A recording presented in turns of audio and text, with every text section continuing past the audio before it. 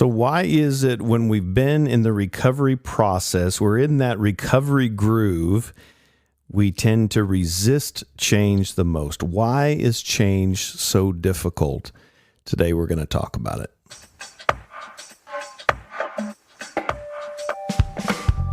Welcome to Celebrate Recovery Official, a podcast that shares life change stories, courage, hope, and even leadership wisdom, all centered around the Celebrate Recovery principles based on the Beatitudes, where Jesus helps us to face our hurts, hangups, and habits, no matter what our circumstances, to walk in blessing and happiness. I'm a grateful believer in Jesus Christ. I struggle with drugs and alcohol and perfectionism. My name is Rodney.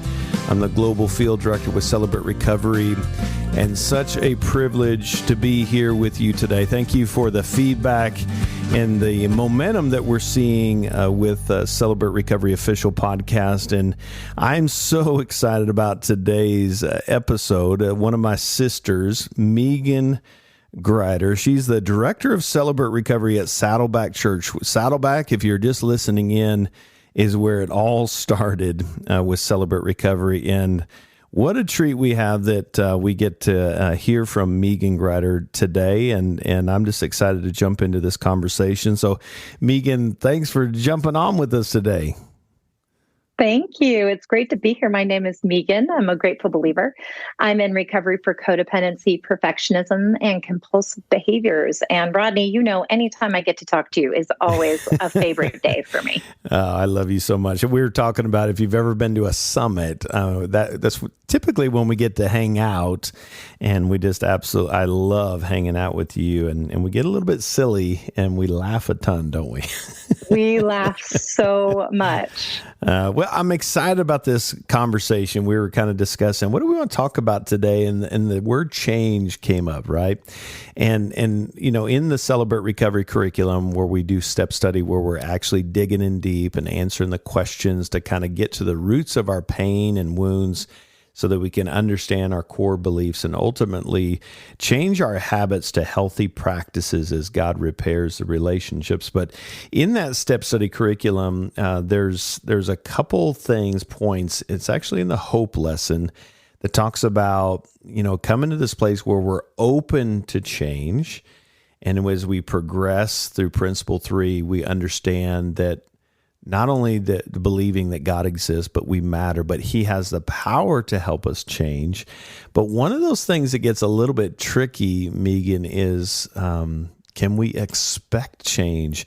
And it seems like the longer we're in recovery, that can be even a harder thing to kind of swallow in it, right? Yes, absolutely. I think you hit the nail on the head. And many of us, the first time we were in step study, or if you haven't done a step study, perhaps you're thinking about a step study, that what brings us to a step study is we want to change.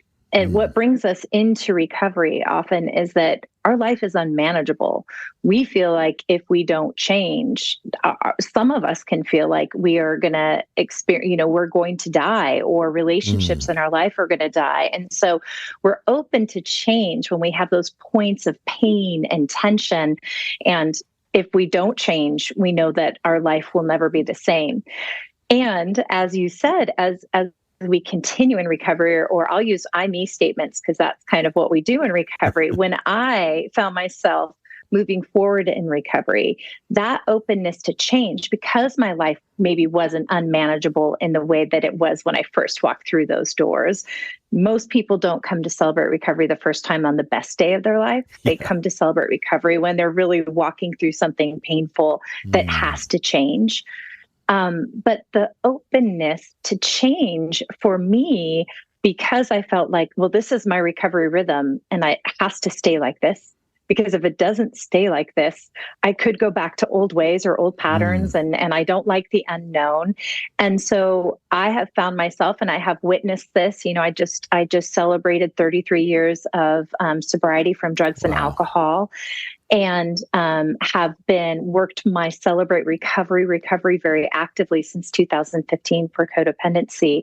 And I can see in that time that once I figure out how to do things, I kind of want to always do those things. And so I'm less open to the change that happens in life. Yeah. Yeah. It's interesting, coming through the door, you're right. That coming to our first meeting is usually not the best day of our life. There's something going on. And I was talking with a fellow leader about this the other day, and just that change happens when we hurt enough that we have to change, right? It's like, there's no way I've hit my bottom, right? That rock bottom that we talk about often.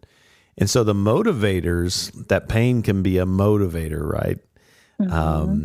And sometimes when that pain is alleviated, sometimes the motivation can change, can it? It can. And especially if we have our pain, our first point of pain was so profound that we're like, oh, this pain isn't so bad.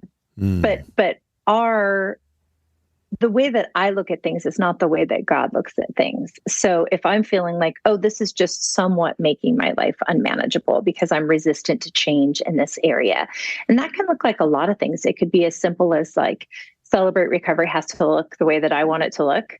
I want large group to be like this, and I want open share to be like this. It could be as simple as that, or it can be a resistant to change when a season is over in a relationship or in a profession, or even, with recovery accountability partners or sponsors. Sometimes we can be resistant to change in relationships where we will stay in those relationships. Wow. And God has the power, God has the power to help us recover, but he uses people many times in that recovery process. Yeah, I love that. God being kind of the key theme there, right? God has the power, that he's the one, if we receive enough from him, we'll be able to do what's in front of us, right? It seems so scary, right? I don't know if I can do this. What would that look like? Kind of that fear of the unknown tends to be the kind of the one that grips us. Has that been your experience on a personal level?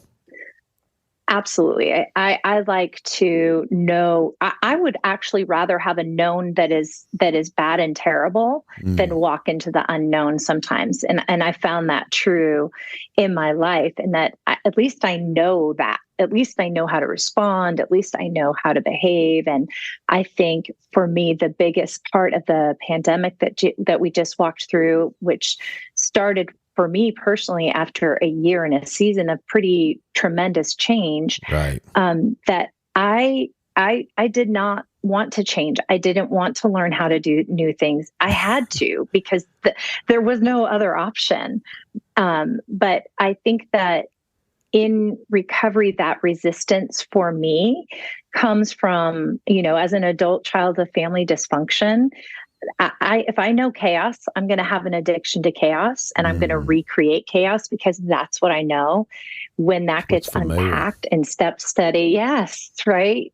When that gets unpacked in step study, and God has given revelation in that, I get to decide, not only am I going to change my behavior, but am I allowing him to transform me from the inside out so that I can recognize those places where I'm resistant to change, that I might be wrapping it up as a spiritual discipline or making it look prettier than it is, when a spirit-led life is not always the same from day to day. Yeah. It is not always the same from moment to moment. God never changes, but the way the Spirit moves within us and around us and through us, that is something that is vibrant and alive. And when I try to put that in a box in recovery in my faith, that is preventing me from really walking in the full life that God had, not just the sober life, but the full and thriving life that God has for me. His way is always better, isn't it? Yeah, it makes me think the irony of it, that we're talking about the pain being too great that we have to change. Coming to that realization, going back to principle one, when we had that reality, and I was just sharing this with in a teaching this past week, but that, reality is what it is. It just is, right? Pain is what happens when we bump into reality. Right? It's like, oh, this is a reality. This hurts. And just as you were talking, it got me thinking about just that sense of powerlessness, because if something's changing, that means I don't know where it's going. I don't know how it's going to work out. I don't know what's my part in that. And there is this sense that just kind of takes me back to that principle one. I'm powerless, and me trying to play God in a healthy part of my life in recovery is just as damaging as trying to play God in my dysfunctional life, right? That's exactly right. I mean, we are powerless in our recovery, regardless of whether we're day one or year 55. We are powerless, and coming face to face with that and coming heart to heart with that, I think more than anything, when my heart really embraces that, that gives me an opportunity to say, why am I resisting this change? Because in early recovery, we're resisting that change because we have the muscle memory that's tied to whatever our hurt, hang up, or habit is. As we progress in recovery, it can be tied to almost, for me, it was almost addiction to legalism. Because if it was this way, then I know what it is. And I'm going to put you on the spot a little bit, my friend, because you have a great analogy of arrows in the body, and that we can pull those arrows out, but when something brushes up, we're always going to feel something. Yeah. And so I know you probably don't want to give that full analogy, but it's a great analogy. I think of it often.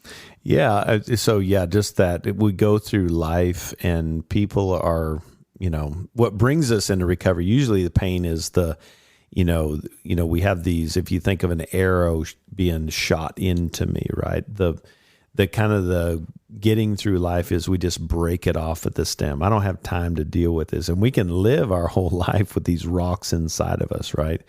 The problem is every time I bump, assuming I don't get gangrene or an infection, but if I bump into something, I feel what would seem like, that's not a big deal. But when I bump into something with this arrowhead, this wound, it's magnified, right? It's just like, that feels much worse than it actually is. But these past wounds, these past traumas, when we don't, this is why Celebrate Recovery is so effective, right? We go to the wound. The healing to the pain is in the pain. And so if I'm finding myself resistant, is there something there that I need to lean into that maybe needs some further processing and organizing, healing, that's keeping me from living the fullness of life, right?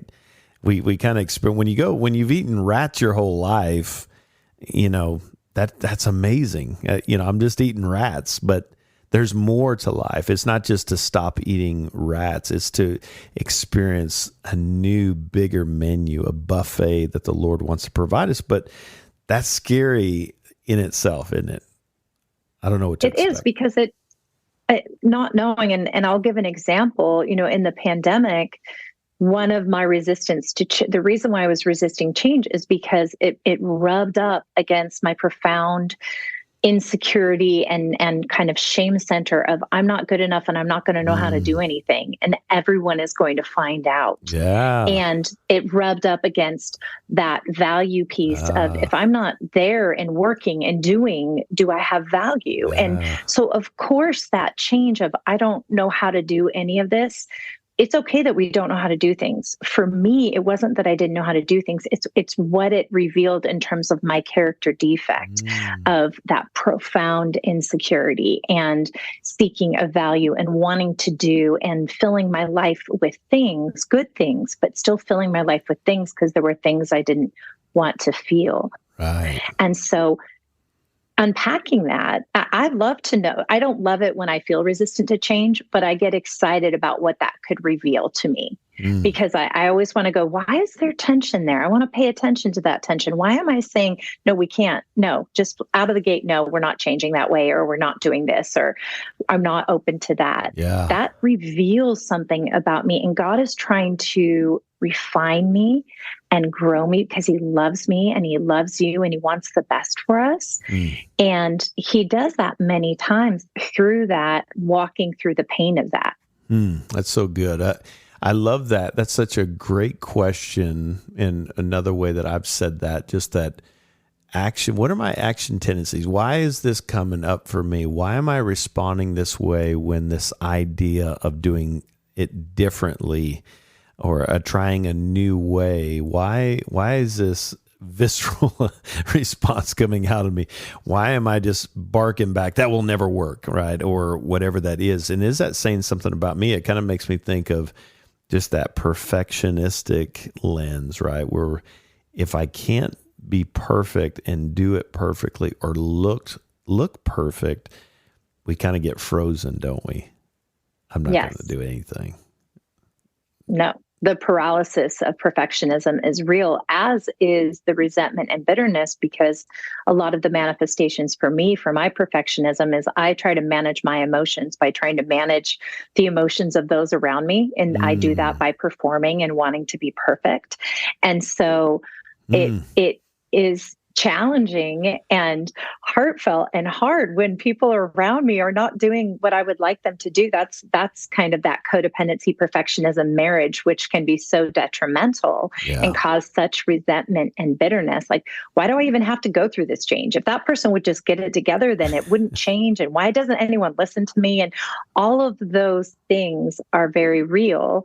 And for me, I know that they go back to a childhood wound that has shaped and informed and given me a lens and a perspective.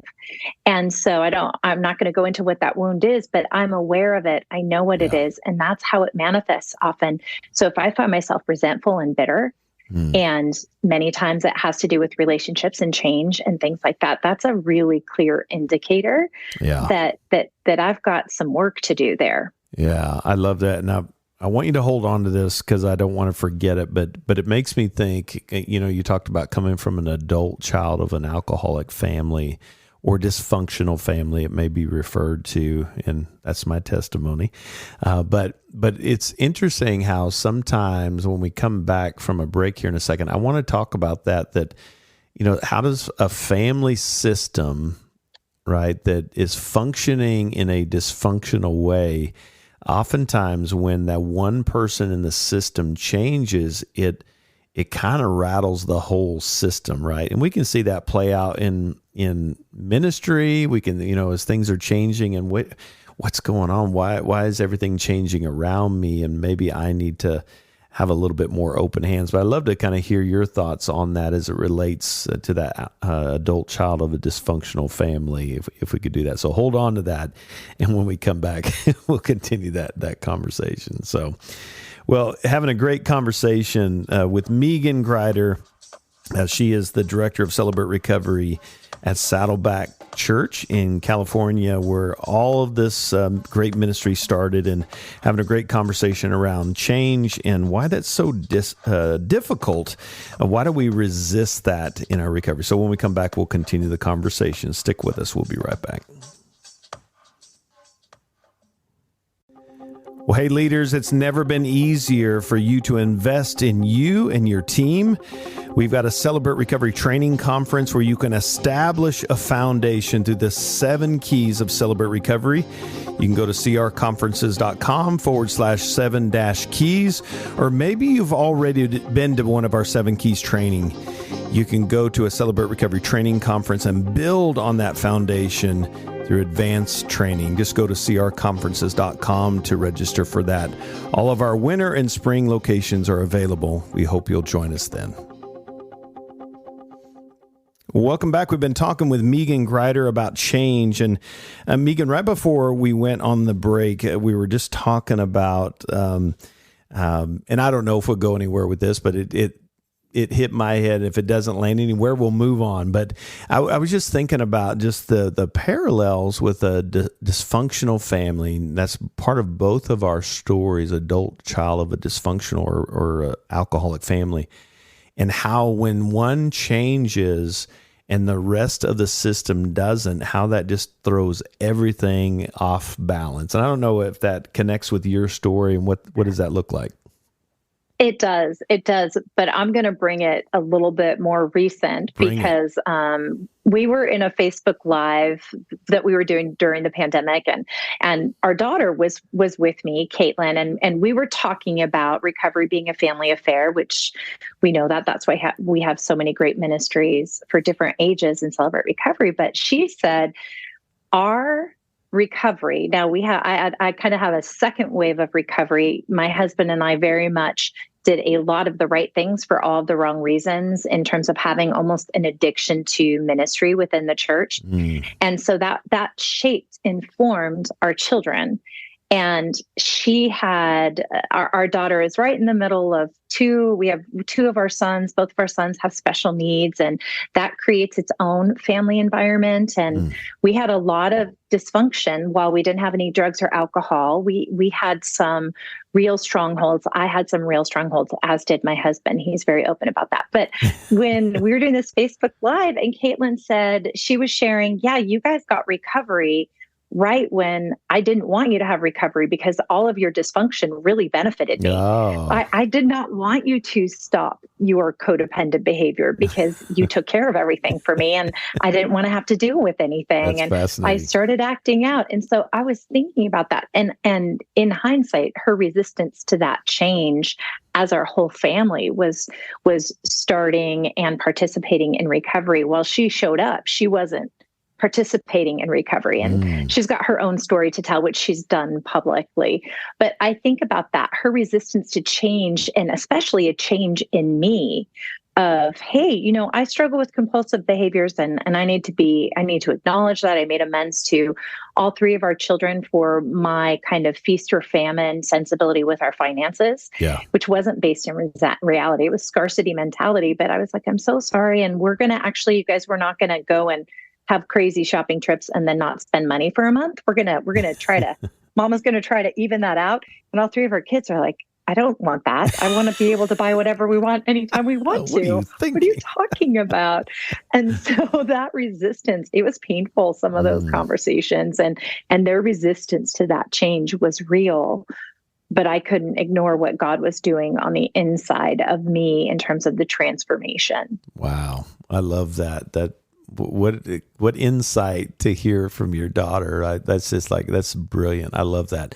So as you're thinking about just kind of bringing it back to just a ministry, day-to-day stuff and how that plays out, one thing that resonated with my heart was, it's like, it may be dysfunctional. It may even be, it's familiar, but I know what to expect in this space, right? So if you start changing and moving things around, now I don't know what to expect, right? Even if it's the right thing to move things and change things, God, what are you doing? I just got familiar and comfortable with this. Why are you flipping everything on its head, right? And just that resistance and trying to, again, playing God, pulling it back close to the vest. It's like, God, I trust you with everything. But I don't know about this, right? It gets real wobbly, doesn't it? It does. It gets, and there's two ways that I'm filtering what you're saying. One is as a woman in recovery, and the second is a servant leader in recovery. Because I do think that openness to change is one thing, and also change for just because it's change is not necessarily the most beneficial. Sure. And so what a season of change that worked before might not be called for right now, but I just want to change because I feel like it. And so we have this misconception, I think, within recovery, is that people in recovery don't like change. People in we hear that all the time. You can't change anything because people in recovery. That's not true. People in recovery don't like changes that they haven't established. None of us like changes that we haven't. We actually do like change in recovery. And so I think knowing as a steward of a space, the why behind any change I am implementing for either a space or the way that we're presenting the message or something like that, knowing why and not doing everything at once. That's kind of how I filtered what you said from that servant leadership. And then for me, when I'm resistant to change and I feel like I'm looking around and people are changing things I don't think that they should be changing. And not as a leader, but just as a participant, I will have to stop and give myself a reminder that nothing is happening apart from God's purview. So whenever I'm having issues with change, especially when I think it's relational and I think someone needs to stop doing that or start doing that, I remind myself that nothing happens apart from him. Yeah. And so apart from something that is dysfunctional or toxic or dangerous, I need to sometimes be still and say, okay, I'm actually not the boss of the world. You are, God. I'm powerless over this. I don't prefer it. I don't like it. It hurts me. But I'm going to see what you have for me here. Yeah. I'm going to see what you have for me here. And again, that is not true in dangerous, violent, abusive relationships. Sure. Yeah. I just want to be very clear about that. Of course, yeah. Yeah, it's interesting when we're resistant. It's wise to say, okay, is this from God? I need to pray about it and make sure that we're not just changing for change's sake, right? But if we come to that point where everything around us, everyone we trust, that's the value of team, right? It's an indicator that we're moving in the right direction. This is the change we need to do.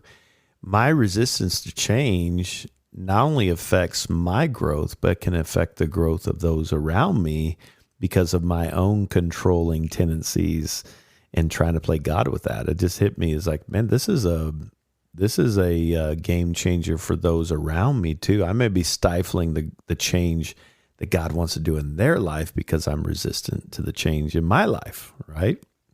Yes. Yeah. Yes. I think that's one of the biggest conversations that our leaders here at Saddleback in Celebrate Recovery, we will always ask why. And when it benefits the newcomer or the newcomer experience or the fresh participant experience, many of us will say, I'm going to die to self here. Yeah. Because what I like is actually not what's best for this and I'm already here.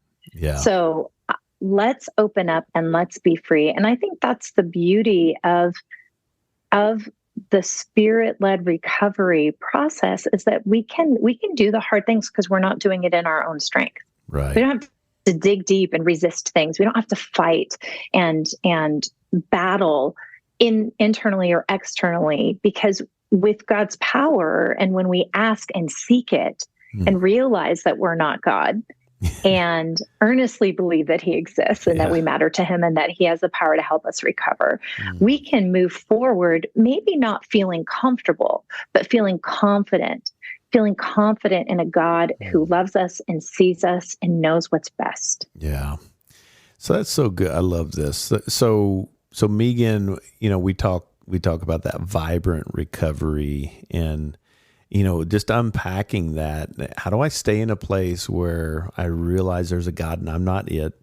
How do I stay in this posture of earnestly believing daily that he exists and I matter to him in the grand scheme of his plan, and he has the power? Apart from him, I can't do anything. How do I stay in that place so that when and if change, we know it's both, change happens in our life, that we keep our eye on the one who's directing that and will be the one that can ultimately carry us through it, right? How do I stay in that posture? Yes. What's that look like in your life? Well, in my life, the first thing was that I had to realize that feelings aren't facts. I feel a lot of big feelings. God created me this way. I don't have any shame about it anymore, but I feel a lot of things. And there are times where I will feel like I want to do something or like I don't want to do something. And if I let that run shotgun as opposed to what I know I should do or I'm committed to doing, and early on, for me in recovery and now in recovery, it's helpful. Of course, I go to God first. That is, I have I used to do Bible study every single day because that's what you're supposed to do. And I was really excited to check it off my list. And I just did this thing, and isn't that great? And now there is a hunger and a thirst for him that is very, very different. And that I actually want to connect with him, and I seek to connect with him, and that manifests in different ways, in different spiritual disciplines, for lack of a better word. But I think most of us who are Christians would know we go to God's word, we pray, we memorize scripture. I pray it back to him. And that is all true. And that is true in my life. And I think it's a muscle. It's a muscle that needs to be built up. And in that muscle memory, I will make those choices more often. And that helps me, or accountability helps me in that. Yeah. Having accountability partners, having a sponsor, having someone who I have invited into my life, only the ones I've invited. I don't want people bossing me if I haven't invited you. Yeah. But if I've invited you, where someone can say, I'm noticing that, hey, you're not, when you're at large group, you're not really a large group. When you're in open share, it feels like you're holding back. And so that's helpful for me, because it helps me move forward even when I don't feel like it. And there's something really special about being known. It's awful when they know you and someone's got you pegged, and you're like, I don't want you to know that about me. Stop looking, avert your eyes, look away. But that's what we invite in community. And that's recovery, but that's also faith culture. We are born to be with one another and in community with one another. Yeah. And so I would say, of course, Bible study, prayer, my time with him throughout the day, and also that accountability system is very helpful. And I want to know, what would your answer be to that question, Rodney? Yeah, well, I want to just piggyback on what you said, the value of having people around us, because just that value of having people, and I tell people all the time that nobody can hold me accountable, but I can give someone permission. If I don't want to be held accountable, you can't hold me accountable, right? But if I invite you into that, and I think part of that, I love what you were saying there. It's so rich that I need people in my life that aren't afraid to point out the cracks, going, hey, talking about action tendencies, right? Hey, that would seem like a different response, and normally I don't see that out of you. What's going on? Or it feels like you're going through the motions, right? What's my daily rhythms, and am I making it a priority? It really comes down to motive, isn't it? What is am I just checking it off the list, or is my motive is, if I don't plug into his power in the current season, how could I ever expect to be able to transition through change if I'm not plugging into his power, right? I kind of start off on the wrong foot, which can be really, really scary. So, yes. Yeah. So Meaghan, someone, we have a lot of listeners right now. Somebody's listening and they think, hey, he's talking to me right now. They're going through a season. It feels like they've kind of come out of the messy storms, or maybe they're in the messy storm and they need to, work to that place of change where the pain is too great, where they want to change. But what do you say to that person that maybe things are changing around them and it feels really, really wobbly, and they just feel a little bit overwhelmed and they don't know how to take all that in? What would you say to them to bring some encouragement to them in this potential change season? The first thing that I would say is that they're not alone, in that I think sometimes one of the things that can send us into what I call the shame corner is thinking, I shouldn't feel this way. I shouldn't feel this way in this season of change. I'm a Christian. I should be able to handle this. I am in recovery. I should be able to go with the flow. And I think that those are such great opportunities for God to show himself and his strength in our life.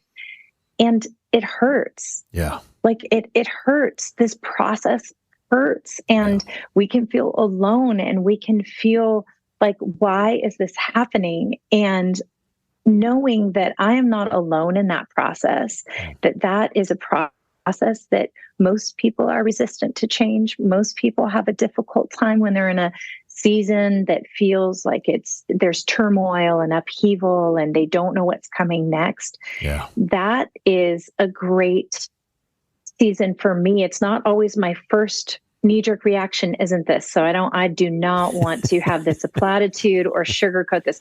My first reaction is to be in pain. Yeah. And I think there's permission to be in pain. For me, I don't give myself permission to stay in pain. That is the opportunity for me to remember that there is a God who sees me, who knows me. He is who he says he is, and he tells me he will never leave me or forsake me. Wow. He is who he says he is. And he says that he never changes and that we can put all of our hope, all of our trust in him. And so if I hold to those standing stones of how he's been faithful in seasons of change in the past, or believe for them if I've maybe never experienced that in my life, there is hope. I don't have to have enough hope for the whole process right now. I need to have hope for today, because he will give me my portion. His mercies are new every morning. Great is his faithfulness. Yeah. And so if I know in this process, and for those who might be struggling in this season of change, with a resolved faith that God will give you what you need for today, and tomorrow he will give you what you need for tomorrow. And that this season of change will end at some point and you'll be in a new season. Yeah, I love that. That's so good. Yeah, to be human, if something's coming up and it's scary, it's okay to say, I'm really scared. I don't know. It makes me feel wobbly. I don't know what's coming. It makes me uneasy. And so I just need to put that into words and to allow ourselves to feel that, right? Just like we do day one, if it's 1,001 or 10,001 days in, it's the same approach. And I got to give this to you.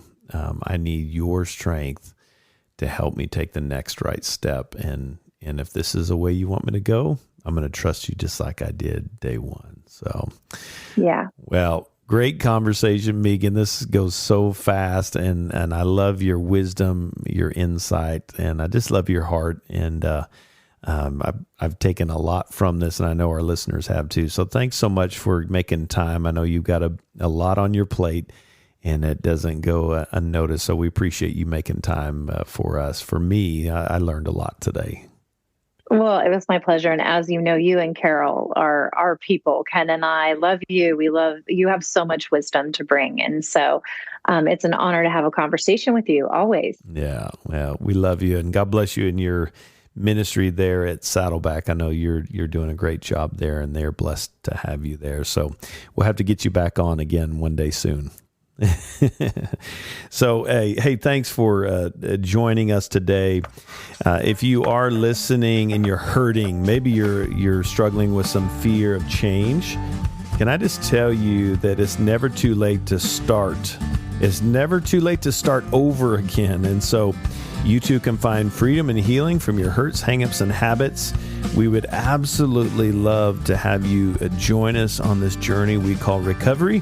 If you'd like to find a group near you, just go to celebraterecovery.com/group. And we'd love to, see you at one of our local Celebrate Recovery meetings. Hey, thanks for being with us today, and we'll look forward to having you join us next time. Until then, God bless you.